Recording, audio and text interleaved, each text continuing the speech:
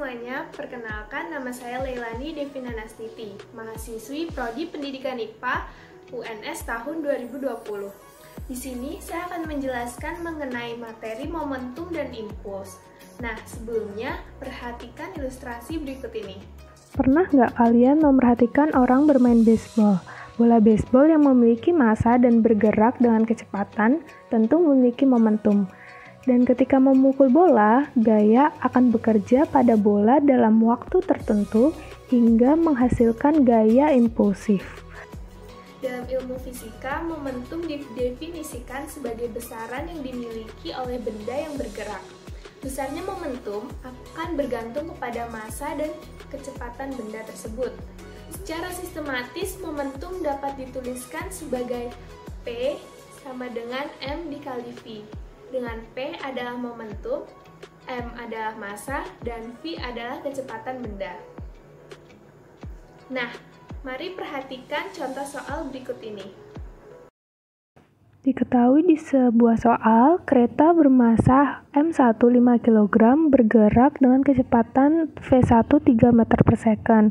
Kemudian menumbuk kereta lain bermassa M2 4 kg dengan kecepatan 0 meter per second. Maka ditanyakan berapakah momentum sistem. Dalam mencari momentum, kita bisa menggunakan persamaan P sama dengan M1 kali V1 ditambah M2 kali V2. Lalu kita masukkan apa yang kita ketahui. 5 kg dikali 3 meter per second ditambah 4 kg dikali 0 meter per second. Maka kita akan mendapatkan 15 kg meter per second. Lalu, apa itu impuls dan bagaimana persamaannya? Impuls adalah hasil kali antara gaya rata-rata dan selang waktu gaya tersebut bekerja.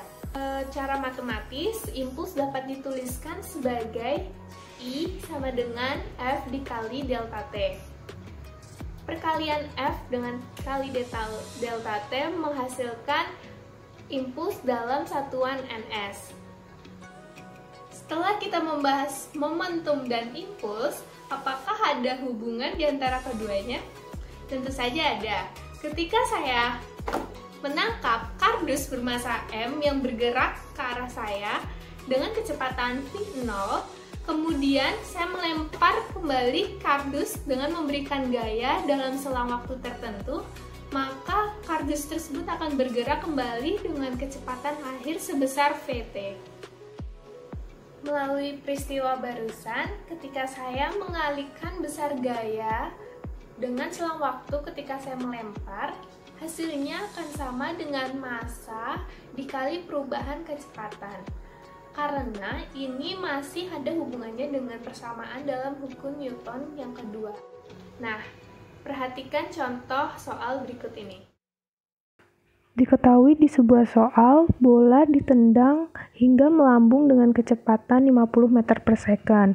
Bila gaya tendangannya 250 Newton dan sepatu pemain bola menyentuh bola selama 0,3 sekon, maka ditanya berapa massa bola. Di sini kita bisa menggunakan rumus I sama dengan delta P, di mana F dikali delta T sama dengan M dikali V2 dikurang V1.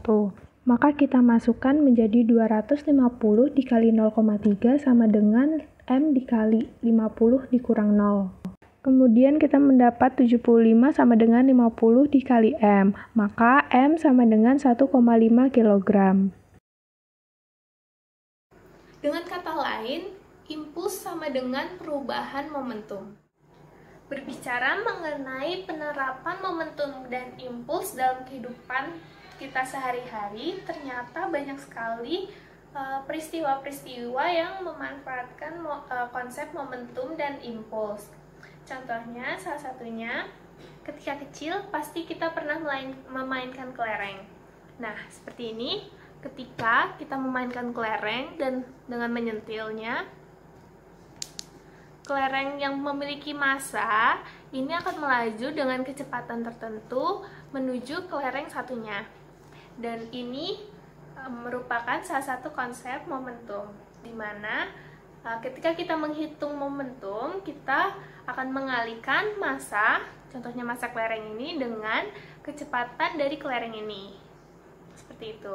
Nah, ternyata masih banyak lagi penerapan dalam momentum dan impuls. Silahkan simak penjelasan berikut ini. Pernah nggak sih berpikir mengapa palu terbuat dari besi, bukan kain?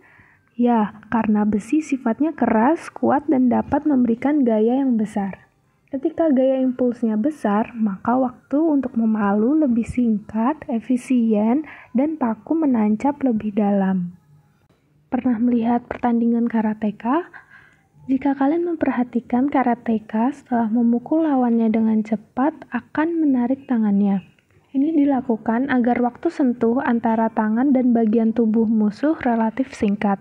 Hal ini berakibat musuh akan menerima gaya lebih besar. Semakin singkat waktu sentuh, maka gaya akan semakin besar. Hal ini bisa kita lihat dari konsep momentum yang berbanding terbalik dengan waktu. Matras yang digunakan saat karate juga dimanfaatkan untuk memperlambat waktu tumbukan. Ketika waktu relatif lama, maka gaya menjadi lebih kecil dan tubuh kita tidak terlalu sakit. Boom! Saat tabrakan mobil akan penyok. Mobil didesain mudah penyok agar dapat memperbesar waktu tumbukan. Waktu tumbukan yang lama dapat memperkecil gaya, sehingga diharapkan benturan yang dialami penumpang tidak terlalu keras. Selain itu, airbag system juga berguna untuk mengurangi gaya tumbukan. Prinsip kerjanya adalah memperpanjang waktu yang dibutuhkan untuk menghentikan momentum pengemudi. Sekian materi yang bisa saya sampaikan, semoga bermanfaat bagi kita semua. Kurang lebihnya mohon maaf. Terima kasih atas perhatiannya.